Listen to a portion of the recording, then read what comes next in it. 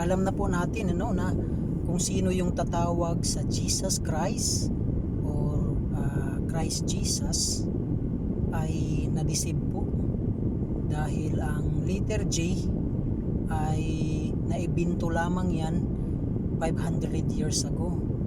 So kung ating bigyang liwanag na ang sa Islam or sa Muslim ang tawag nila is Isa. So kung naimbento 500 years ago ang J ay Isa mean Jesus kung sa English. So kung narinig nyo parang kasing tunog tapos yung Jesus or Jesus ay inbento lamang po na pangalan, no?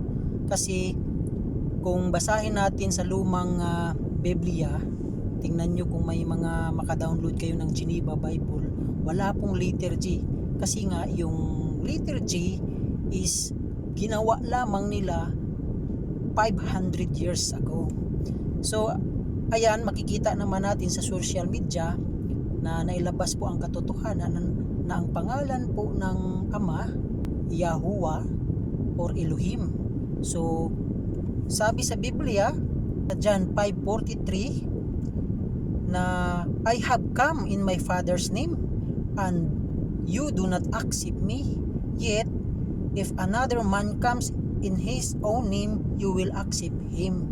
So katugma po na ang pangalan po ng Yahuwah at ang pangalan ng anak ay from word na Yahushua. Okay? Naintindihan po natin.